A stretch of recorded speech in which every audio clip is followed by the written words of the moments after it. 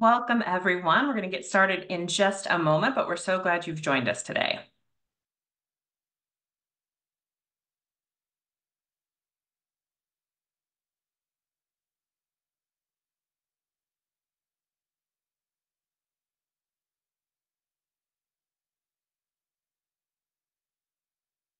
We're going to give folks just a moment more to get settled in, and then we'll get started. We've got some exciting insights to share with you today.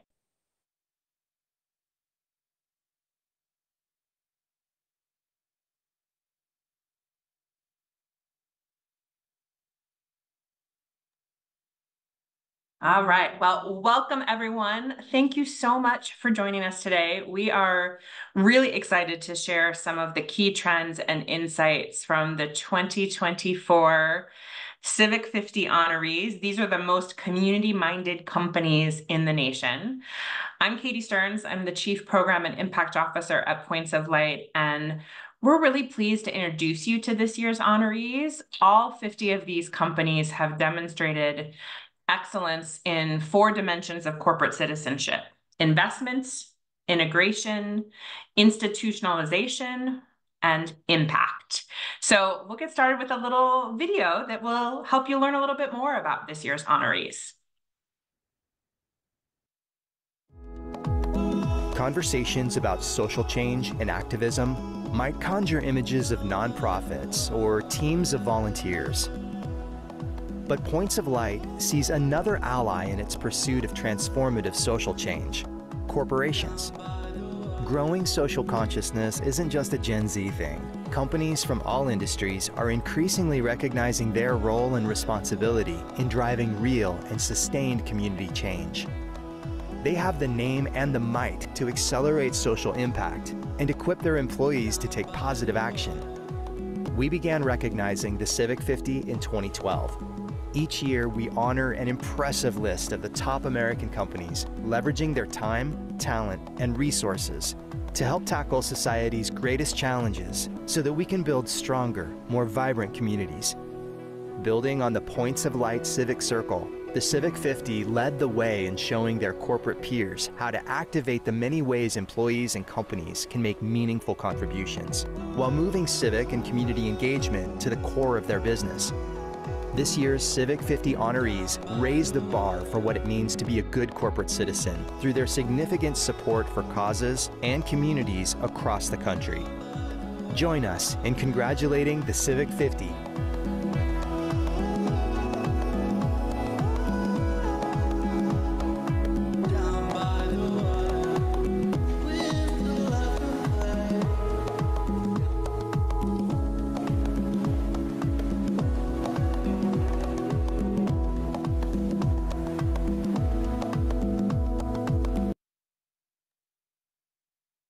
Congratulations to all of the Civic 50 honorees who are on the call with us today. We are so excited to honor all of you, a truly impressive list of companies. And we want to specifically congratulate the 9 companies that also received a Sector Leader Award. So our financial sector leader this year is Key Bank. Tata Consultancy Services is our information technology sector leader. The healthcare sector leader is Blue Cross Blue Shield of Massachusetts. Delta Airlines is our industrials sector leader. Entergy is the utilities sector leader. For consumer staples sector leader, the Hershey Company. The materials sector leader is Dow. Our consumer discretionary sector leader for 2024 is Tapestry. And finally, the telecommunications sector leader is Tegna. So extra round of applause to those 9 sector leaders, but really to all 50 of these companies. And I'm also happy to share that the Hershey Company received the Volunteer Leader Award for fostering a culture of volunteerism and embracing volunteerism as a priority within their company and community. And PDS Health was honored with the Strategic Volunteering Award for engaging employees through pro bono and skills-based volunteer initiatives. So The 50 most community-minded companies in the country, such an impressive list. And for Points of Light, I want to say we are especially grateful to our partners at True Impact, who have provided for the last 12 years truly invaluable support and expertise in running the survey tool and helping to define the results. I also want to acknowledge the regional Civic 50 programs that honor the most community-minded companies within certain geographical areas. So we're proud to add our congratulations to the 2024 honorees of the Civic 50 Greater Philadelphia. We're looking forward to celebrating the honorees of the Hampton Roads Civic 50 soon. And if you or your company have business in the Orange County area, we would encourage you to complete the Civic 50 Orange County survey. That deadline is actually coming up next week on July 21st. So some additional ways for the impressive work of your company to be recognized. So the Civic 50 is now in its 12th year. And I have to say, we really continue to be inspired by the ways that these companies are using their resources, their skills, and their influence to help create positive change in their communities. And we have long said that corporate social responsibility isn't just something nice, it's actually necessary. And I suspect that most of you who are joining us today are believers of that as well. And at a time when employee engagement and retention are critical challenges for many businesses, we really think that the Civic 50 honorees are showing how corporate citizenship can be a powerful tool to attract and retain talents. It can help foster a culture of purpose. It certainly can help drive innovation. So the Civic 50 honorees are really proving that employee engagement and corporate social impact are connected, and the data helps to back that up. Jeff, we can move ahead to the next slide here, because what I want to share a little bit about with all of you is what we're seeing in the data. So in Gallup's 2024 State of the Global Workplace Report, the percentage of engaged employees globally remains at 23%, which of course means that most employees, about 62%, are reporting that they are not engaged at work. These are the folks who are showing up. They're doing the bare minimum, but they're not feeling inspired by their work. And Gallup's report also showed that 15% of employees report that they are actively disengaged and they are actually seeking new employment. The lack of engagement among employees around the global economy, it costs about 8.9 trillion in lost productivity every year. On the volunteer side of things, we know that the most recent report from AmeriCorps and the US Census Bureau showed that volunteering in the US is at the lowest rate it has been in 3 decades. Globally, the formal rate of volunteering is merely 6.5%. So we know there's a connection between those two things. And a recent survey from Deloitte helps to reinforce that. That survey showed that 91% of employees said that volunteer opportunities through their workplace can have a positive impact on their overall work experience and on their connection to their employer. So there's that tie to engagement. And most of the respondents in that survey, 95%, indicated that it's really important to them to make a positive impact in their communities, and that the best way their company can support that is by organizing in-person volunteer opportunities, helping to put their professional skills to use, and providing paid time off for volunteering. So many of our Civic 50 honorees are doing just that. And as Points of Light is working to increase the number of people who are volunteering around the globe, to change the perception of volunteering from nice to necessary, to really set the standard for volunteering with purpose and shape the future of volunteering. We're really proud to support companies like the Civic 50 honorees, who we know are integrating their social impact work through their business practices because it creates outcomes for the individual, for the community, for the business, and ultimately for society. So we're going to dig in to tell you more about how the Civic 50 honorees are doing that. So I'm going to turn it over to my colleagues, Jeff Ader and Lacey Gayton, to tell you a little bit more about the key trends and insights from this year's honorees. And then we'll have a chance to have a fireside chat with Kevin Coleman from Hasbro, which is a 12-year honoree. So let's dig in. Thanks, Katie. So before diving deeper into the findings from this year's honorees, we want to ground the insights in the Civic 50 framework that the evaluation tool is based on, and really provides us with the lens to explore this year's key trends and insights. So while the corporate social impact sector continues to evolve, we really believe this framework has remained relevant and useful for measuring the sophistication, the scale, and the success of community engagement and social impact programs. The first component is investment that evaluates how extensively and strategically a company invests its resources. So everything from financial and in-kind contributions to human capital by leveraging hands-on, skills-based employee volunteerism. The second is integration that looks at how a company embeds its social impact work throughout its business functions and how formal and strategic that internal collaboration between CSR teams and other departments can be. Third component is institutionalization, which examines how a company incorporates community engagement and social impact into its policies, leadership practices, systems, and even in employee incentives. And lastly is impact measurement that really evaluates a company's approach to measuring both the social and the business impact of its community and employee engagement work. So in analyzing this year's data, we wanted to highlight 4 key themes, though there are many more to explore in the full report that you can download from the link in the chat. The first 2 themes around employee engagement and resource contributions really focus on that investment component of the framework we just walked through. The third, focused on building a culture of service, really connects the findings from the integration and the institutionalization components. And lastly, we'll explore the findings from the corporate racial equity metrics that we have now been tracking since 2021.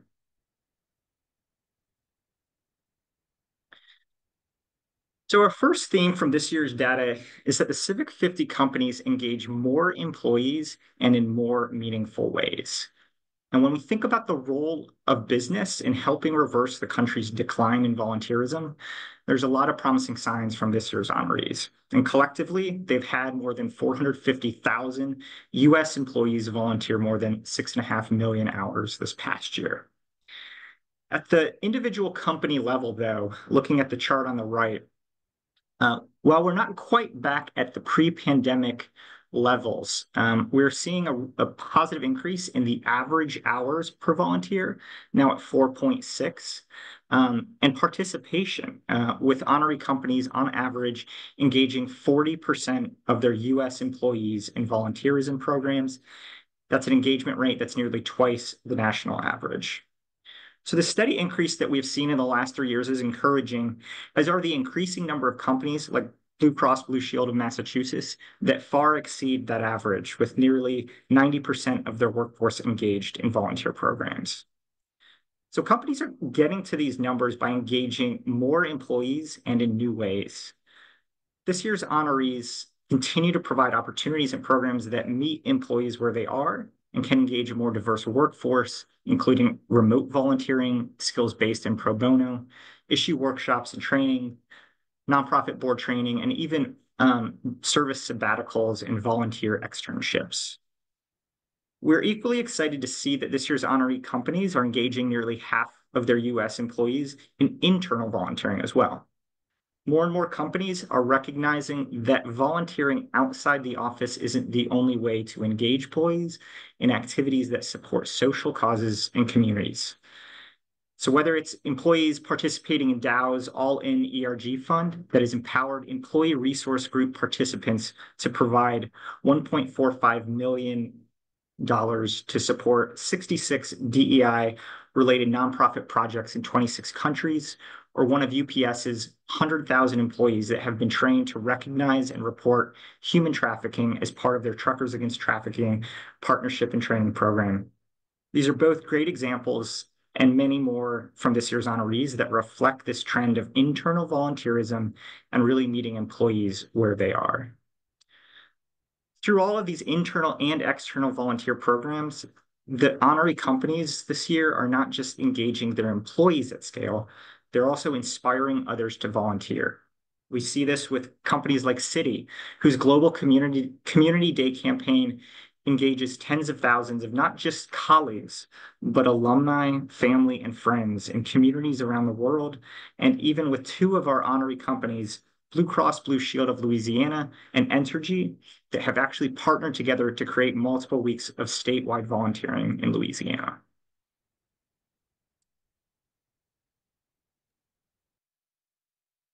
One of the things we often hear from CSR leaders is how much should we give, or what is the right level of giving for our company? And what the data shows us this year is that our Civic 50 honorees are really investing their resources not only generously, but very strategically. The honoree companies contributed more than 5 times the cash and in-kind donations to charitable causes compared to the average US company. And we've seen a steady increase in that growing investment since 2020. And it's really promising to see that these companies are looking at not just where they can give, but how they can encourage their employees to give and participate as well, where you'll see 86% offer matching gift programs to their employees. We're also seeing that strategy becoming more and more important as companies are thinking about multifaceted investment with their partners. This year, we saw that on average, 56% of the grants that these companies were providing included support beyond just that single grant. That may have been volunteers, in-kind goods or services, a multi-year grant pledge. They're looking at how do we become a partner to the organizations that we're working with and not just provide a single grant, a one-time gift. One Civic 50 honoree provides program support, event sponsorship that's enhanced with product donations to benefit those sponsored events. They utilize their in-house production teams for pro bono support to capture footage and create videos that enhance the nonprofit storytelling abilities and continue to engage their employees in ongoing volunteer opportunities. So it's truly for them a partnership and not just a community organization that they work with occasionally. They've built this into their programming.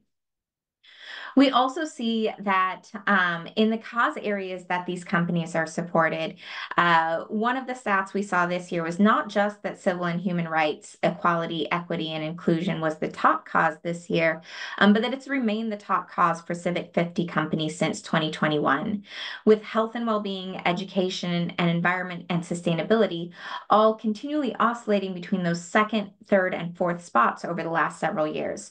So there's consistency in the cause areas that these companies are really looking to support and invest in as well.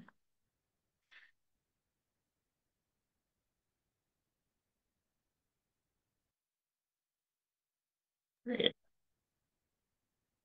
This year, Civic 50 companies are really building a culture of service throughout their business and strategically thinking about how all of their internal stakeholders are engaged, how business departments and teams across the business are involved in their social impact work, and the policies and systems that help influence employee behaviors, institutionalize community values, and promote volunteerism. Civic 50 companies are demonstrating that social impact can actually be a core part of all of these, also while being aligned with companies' business priorities. A key trend across the honoree companies this year is how their leadership is actively engaged in their work. We saw 80% regularly presenting on their community engagement and social impact work to their board, and 86 have their executive leaders involved in programs at least 12 times a year. BIPOC employee resource groups continue also to serve as a driving force for companies' social impact work, as well as with 96% of this year's honorees collaborating with these ERGs really as community engagement partners. And doing good with these companies should not rely solely on a formal volunteer events or charismatic leader, but to really be embedded in the company's culture and the policies that help institutionalize the value of community and service. So 84% of this year's companies offer paid time off to volunteer, nearly 20 percentage points higher than the national average for other companies. We've seen some companies offer as much as 60 hours of volunteer time off or 4 days, even one company that offers unlimited PTO for volunteer work. Other companies like Dow offer up to 2 weeks of paid time off to volunteer with the Team Rubicon organization as part of disaster relief efforts. And this institutionalization goes beyond just volunteer time off policies. So 84% of the honoree companies actually established department goals related to community engagement. 68% included community engagement as part of their performance reviews, and 90% provided time off and schedule flexibility for employees to take time to vote. So these practices are helping really build that culture of service and empower employees to volunteer and support the causes and communities that they really care most about. CSR teams are also increasingly integrating their work throughout their business, and we're seeing more strategic collaboration with other departments and teams. And in these bottom metrics, it's important to note not just the high percentage of companies with these integrations, but also the significant increase from previous years. We saw just double-digit percentage point increase across most of the departments over a 2-year period, including marketing and PR, supplier diversity, research and development. There are many great examples from this year's honorees. Companies like Vertex Pharmaceuticals are engaging their employees across their business to promote supplier diversity with their Sustainable Sourcing Champion program that actually gives employees an opportunity to identify opportunities within their departments to do business with small and diverse suppliers and also raise awareness about sustainable sourcing opportunities. I think another great example that comes to mind is Caesars Entertainment that has partnered with Lighthouse Charities, an organization focused on refugee support, and they've really helped integrate that partnership throughout their business with job training and placement programs, and they're also advancing their environmental sustainability goals at the same time with their operation of a linen recycling business.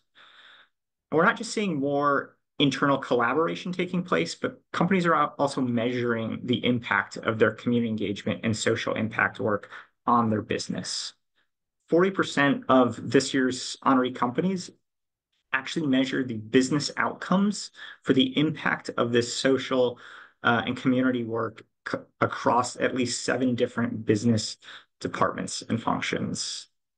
And so we have seen a really strong growth among companies with respect to this idea of kind of integrating and institutionalizing their social impact work, and for good reason. We really encourage all companies to kind of further invest in the policies and the opportunities for internal collaboration that can help engage more employees in new and meaningful ways.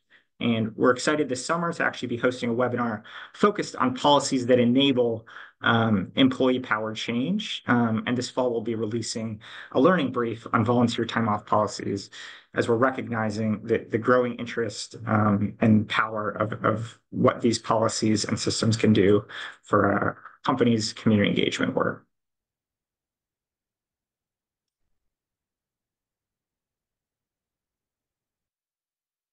Probably seen some, if not all of these headlines over the past year. And even the recent announcement from SHRM that they're moving from IE&D, inclusion, equity, and diversity, to inclusion and diversity. So it probably isn't surprising to hear that there's less of a public emphasis on racial equity, and you may even be experiencing this at your own company. And yet, as previously noted, civic human rights, equality, equity, and inclusion has remained the top cause area since 2021.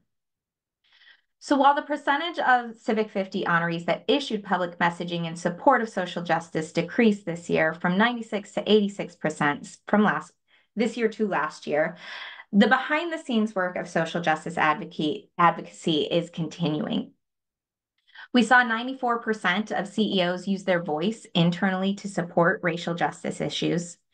66% delivered racial justice training to at least 75% of their employees. As Jeff mentioned, 96% are engaging their BIPOC ERGs, and they're doing this in a way where they're engaging them as partners and advisors to leadership on relevant policies, practices, and decisions. So really, again, thinking about that integration and institutionalization opportunities. 86% are formally considering diversity demographics of the beneficiaries they're supporting with their nonprofits and community partners as well. So it's a shift from what we've seen previously, but the work does still continue. We're excited to share all of these stats and more in the report that's being released later today. But for now, to bring some of these stats to life, I'd love to ask Kevin Coleman, who is the Senior Director of Global Philanthropy and Social Impact at Hasbro, to join me for a conversation about what this looks, what the Civic 50, some of these policies, procedures, practices look like within a company. So welcome, Kevin. Kevin, Hasbro has been is one of the few of a select number of companies that's been a Civic 50 honoree for all 12 years of the program. And I'd love for you to just share with everyone how participating in the Civic 50 program has been helpful to Hasbro and what keeps you participating. Sure. Thank you, Lacey. And first, I just want to thank you, everyone at ACCP and Points of Light for this invitation. I'm incredibly proud to be here to represent Hasbro. For those who don't know, Hasbro is a toy and game company with a portfolio of many iconic brands that I'm sure you all have in your homes. Monopoly, Transformers, Play-Doh, lots of toys and games that are favorites, fan favorites for many years. And we deliver engaging brand experiences around the world through our toys, our games, our consumer products, and entertainment as well. I have the privilege of leading Hasbro's Global Philanthropy and Social Impact and serve as the president of the Hasbro Foundation as well. And leading this work has been an incredible opportunity for me for many years, and we do this work primarily through the Hasbro Foundation to make grants to nonprofits, donations of our toys and games, our best-in-class employee volunteer program, which I'll talk more about, and utilizing our brands through cause marketing for philanthropic initiatives.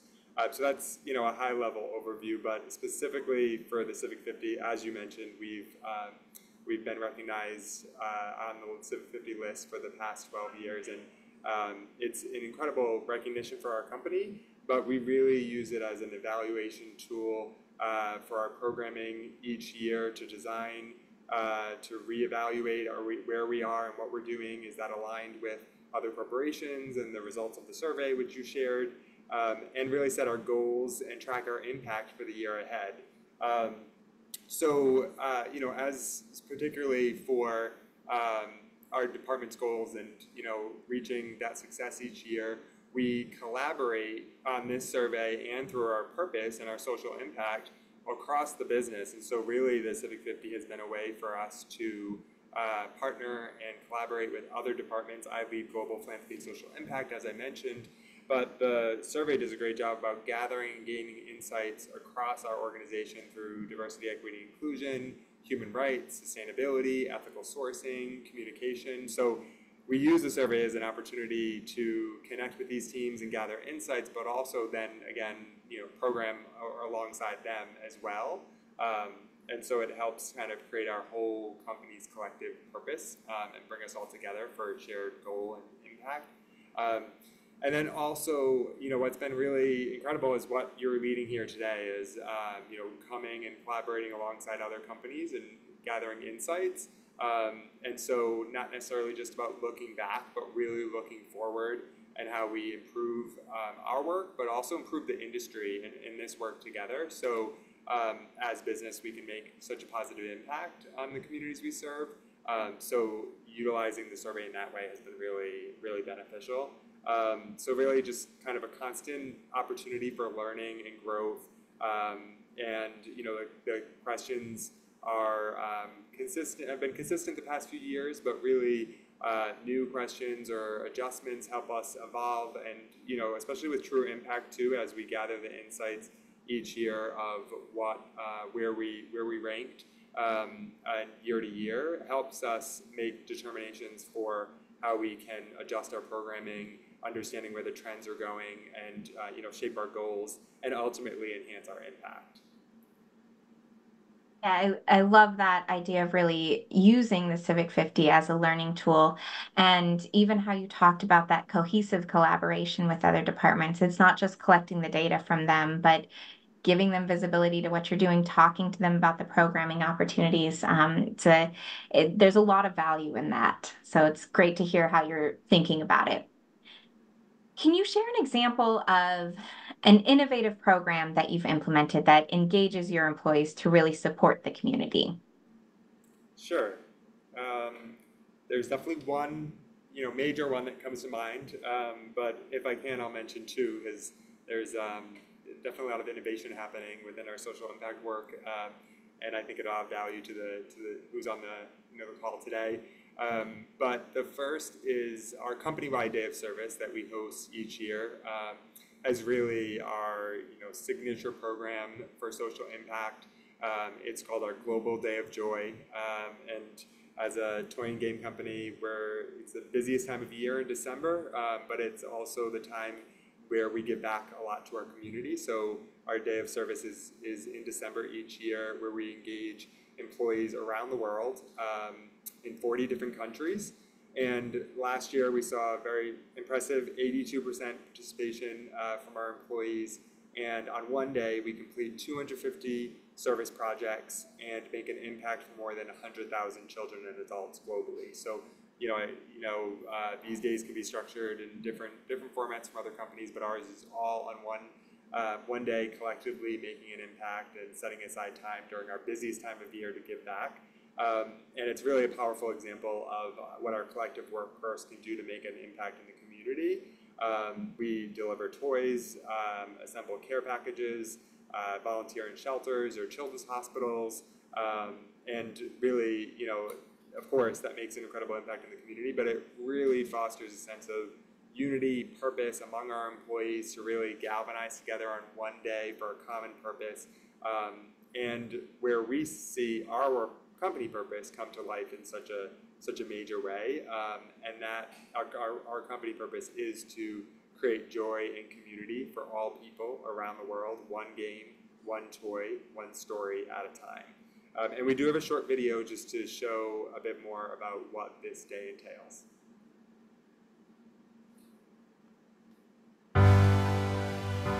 What happens when more than 5,000 Hasbro employees in more than 40 countries complete over 250 community projects in one day? We make an impact for more than 100,000 people around the world. And that's the power of Hasbro's Global Day of Joy. Team Hasbro engages employees in impactful volunteer events all year long. But our company-wide day of service, the Global Day of Joy, is when we make the greatest impact around the world. Delivering joy for more than 10 years, this beloved Hasbro tradition brings our purpose to life by activating our people and the power of play. This cornerstone event engages our team members, highlights our legacy of giving back, and amplifies our purpose to bring joy and community to all people around the world. One game, one toy, one story at a time.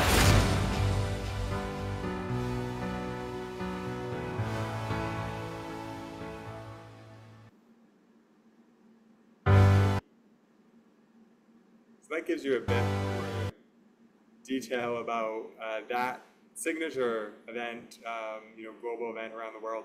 But did want to quickly mention another as well that really speaks to the innovation and creativity. We're such a creative company creating toys and games, of course, for children around the world. But what we do is really engage our employees around their utilizing their creativity, our brands, and a competitive spirit for another event in our Rhode Island headquarters. And it's called our Raffle Rumble. It specifically engages teams of employees. You see the Play-Doh team here. All of our brands are associated, and they raise funds by collecting raffle items. Things from round-trip airline tickets to inclusive sandals vacations to gift cards, and really just all again on one day. This is, our service program is year-round, so this takes place in the spring, but engaging the majority of employees in our headquarters. They, host raffle items, all other employees participate, and we've raised close to $45,000 in 2 hours for this initiative. And it really, I give it this example because it really speaks to who we are as a company. We're creative, we're competitive, we have a lot of innovation, and so the brands and our teams activate and compete against one another, all for a great cause. This goes to our local children's hospital, Hasbro Children's Hospital, but it really just speaks to how you can look within your business, understand what resources and basically the interests of your employees, and foster that culture of giving and community involvement within the company. And then we take this model and share it globally with other offices, and each of them take this initiative of doing a fundraiser and adjust it for their own region, for their own culture of what works best in their community. So this is just another example of kind of an innovative program that we do, and it continues each year and continues to get bigger and better each year. So, having that consistency and engagement around our purpose in this way is meaningful as well. And the only other point I'll mention is that we get a lot of requests from employees about different fundraisers to support or golf tournaments, and we focus everything on on this initiative, and don't get into supporting multiple initiatives throughout the year. It allows us to streamline our giving and be more strategic and make a larger impact on the work we do. So that's another strategy behind this. Love these examples. And, I think as you mentioned with your Global Day of Joy being in December, which is a very busy time for Hasbro as a business, it shows that prioritization for the company on the work that you are doing and leading. And so I'd love to hear from you really how you think about aligning your social impact work with business priorities and other departments. What has worked for you, what hasn't, where have you seen success with that? Sure. It's a great question, and I know a major pillar of the Civic 50. And for us, all of our giving is aligned through 3 main pillars, and as a toy and game company, we're all about play. And so that our pillars are focused on play as well. And so the 3 areas are access to play, so supporting longtime philanthropic partners like Toys for Tots, providing toys and games into the hands of children in underserved communities. Play relief is some of the work we do in children's hospitals in times of humanitarian or natural disasters. So providing relief and joy and comfort for children and families when they're in such a distressed situation. And then the third is our Playmakers initiative. So it's really about upskilling the next generation in skills that align with our business. So we're, again, all about creativity, innovation, design and development, STEM through our digital gaming programming. And so we work and support nonprofits that develop these skills in youth and young adults to think about how we can serve and support the next generation, but also open up internship and job placement opportunities, aligning with HR for that talent pipeline opportunities within our business. And so those areas are our focuses, but also there's 2 ways that we have used the Civic 50 survey and implemented new programming that aligns with the business. And So one is an example of the questions that's asked about research and development and how you integrate your social impact programs into the business through R&D. This is one area where we did score lower in years past, and we looked at our programming and we said there's an opportunity here for us because we have one of our volunteer programs is our game day program. We go into schools or hospitals, community organizations, bring our toys and games, and bring joy and bring play, and the children get to play with the experts. And what we were hearing from employees that as we surveyed them when they came back, they were really enjoying the event, making an impact in the community, but gathering insights that they were utilizing and bringing back into their roles if they were in design, marketing, or working on our game or toy portfolio in different brands. And so we formalized that, used the Civic 50 and the rankings and the opportunities that you presented and how we can really formalize a program within R&D, and did specific surveys around our gaming team that's going out, gathering insights, tracking that a bit more to formalize a program. We saw that about 90% of employees that were participating in game days had new ideas about how to make our games more inclusive. And 75% of participants acknowledged that they gained insights that they were brought back to develop or market our toys in the future. So working with an underserved community, gaining these valuable insights, working with our consumers, frankly, it was a great way for us to utilize our social impact program, put more rigor and impact and tracking behind it, obviously the Civic 50 helped us do that in that way. And then the other example I'll give is looking at our leveraging our full company's assets in all that we do, and so that's really gaining insights from our. Sorry, 1 second here. Just thinking about I think just to kind of close out that example, the insights even went even deep a bit further, where we then changed implemented some changes within our gaming portfolio. And one good example of that is with our Candyland brand. I think it was the first time in gaming or tabletop gaming where there was a character who was utilizing a wheelchair, and that was implemented into our Candyland brand from some of the insights that our teams gathered from working with our nonprofit partners. Love that, and really thinking about not just like how do you work with those nonprofit partners, but how do you use that to learn and grow. And we know that's not always the easiest thing to do with our social impact work. How do we, think about defining the success of a program, measuring the impact that we're having, and would just, love to hear from you. These great programs get great because we build up towards them. So, what are some of the challenges or obstacles you've had to overcome as you really think about defining the success and measuring the impact of your work? Sure. I think, just looking at how we track our impact has been one, learning or challenge we've overcome or adjusted throughout the years. Really trying to break down the barriers and work with our nonprofits to understand what we're asking. Is that helpful, a challenge or a burden on their part? So we made some adjustments with utilizing the questions and the feedback from the Civic 50 about how we should track our impact and connect with our nonprofit partners, break down barriers, hear from them, and work together as a team. And then also our impact is being tracked through our social impact programs, but also really understanding how we can help serve and support the business by integrating our impact and tracking practices within some of our brand and cause marketing initiatives.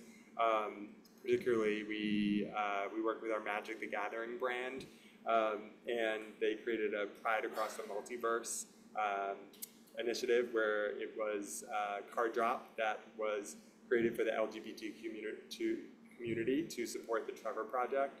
And it was really an incredible initiative that brought together those within our business that are in the LGBTQ community, those who are artists that are outside of our business but we work with regularly. The proceeds went to the Trevor Project, so we engaged our employees, made an impact, and really supported the Trevor Project with a gift of $1.3 million. It was our most successful cause marketing campaign. But looking at that, we really wanted to understand and work really closely with the brand team to see how they were tracking, what our impact was within the business for our employees. And so we had specific feedback and survey engagement for employees that were working on this, but also the impact we made in the community, working really closely with the PR team to track that. And so again, kind of cross collaboration, working across the brands, PR, and external partners to ensure that we're tracking and reporting the impact in the most meaningful way. And then again, Civic 50 really helped us understand how we could track that campaign's impact even greater. So really, just it's another example of how we utilize the survey to change some of the practices within our cause marketing programming. Awesome. That it's not just what are we doing now, but how do we think about growing and scaling that impact in future? And so one final question for you. What advice would you give to other companies that are really looking to strengthen or scale their employee engagement and volunteer programs? You've seen a lot of success and growth at Hasbro. So what would you share with others as they are embarking on this journey? Sure.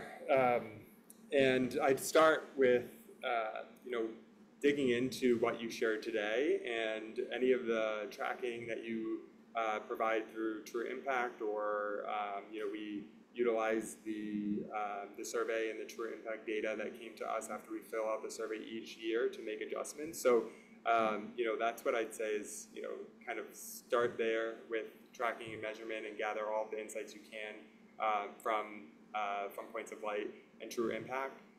But other than that, I'd say for us,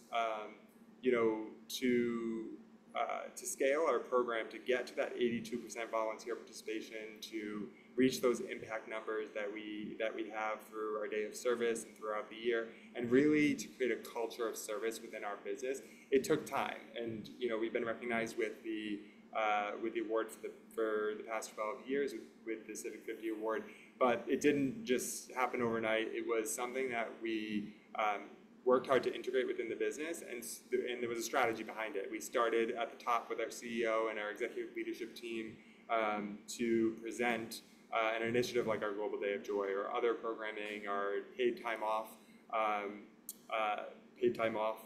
benefit that we provide.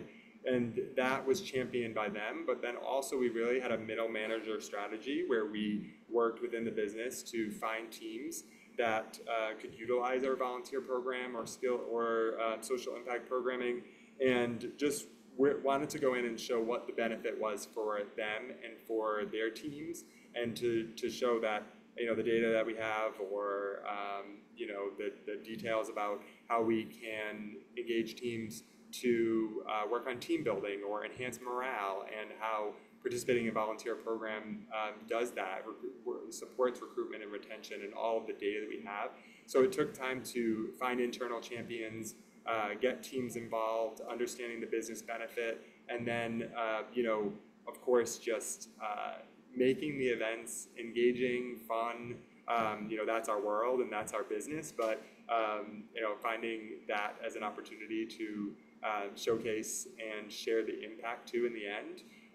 So really, I think it was a multi-pronged approach to get to those impact numbers, starting at the top with our senior leadership, having them champion at internal meetings on a regular basis, but then also having a middle manager strategy to ensure that we can get teams excited and involved and engaged in meaningful ways. And so I would say, just in general, call on peers too that have done this, because that's what we did a lot too in this field. It's something that not everyone has all different components of the social impact or the Civic 50 survey worked out. We're higher in some areas than others, but understanding where other companies excel, and I'm open to that too. If anyone has questions after that they'd like to follow up with me on, I'm open to it. But that's what I've always found a lot of value in this, this convening our social impact work and the work that ACCP and Points of Light does. Call on your peers to learn and gather best practices as well.